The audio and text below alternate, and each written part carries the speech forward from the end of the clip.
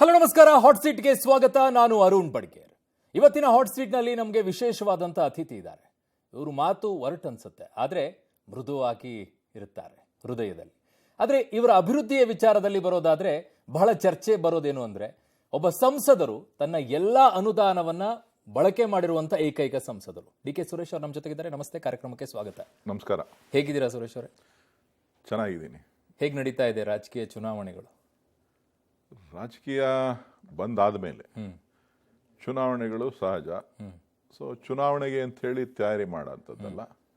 ಯಾವತ್ತು ನನ್ನನ್ನು ಜನ ಆಶೀರ್ವಾದ ಮಾಡಿ ಕಳಿಸ್ಕೊಟ್ರು, ಅವತ್ತಿಂದ ಇವತ್ತವರೆಗೂ ಕೂಡ ಜನರ ಸೇವೆನಲ್ಲಿರೋದ್ರಿಂದ ನನಗೇನು ಹೊಸ್ತು ಅನಿಸ್ತಾ ಇಲ್ಲ. 2013, 14, 19 ಈ ಎಲೆಕ್ಷನ್ ನಂತರ ಈ ಬಾರಿಯ ಎಲೆಕ್ಷನ್ ಹೆಂಗ್ ಅನಿಸ್ತಾ ಇದೆ? ಈ ಫೈಟ್ ಹೆಂಗ್ ಅನಿಸ್ತಾ ಇದೆ?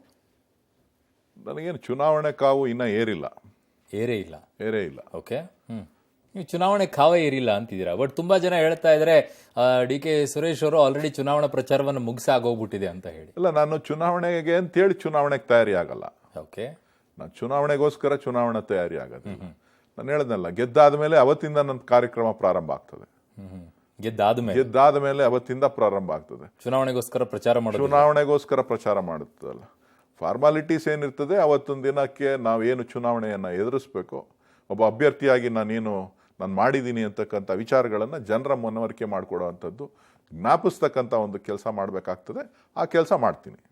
ಡಿ.ಕೆ. ಸುರೇಶ್ ಅವರು ಈ ಬಾರಿ ಅಗ್ರೆಸಿವ್ ಆಗಿಲ್ಲ, ತುಂಬ ಸೈಲೆಂಟ್ ಆಗಿದ್ದಾರೆ. ಅದೇ ಸ್ಟ್ರಾಟಜಿನ ಈ ಬಾರಿ? ಆ ಥರ ಏನಿಲ್ಲ. ಓಕೆ, ಚುನಾವಣೆ ಯಾವ ದಿಕ್ಕಿನಲ್ಲಿ ನಡೀತದೆ ಅಂತಕ್ಕಂಥದ್ದನ್ನು ಕಾದು ನೋಡ್ತಾ ಇದ್ದೀನಿ.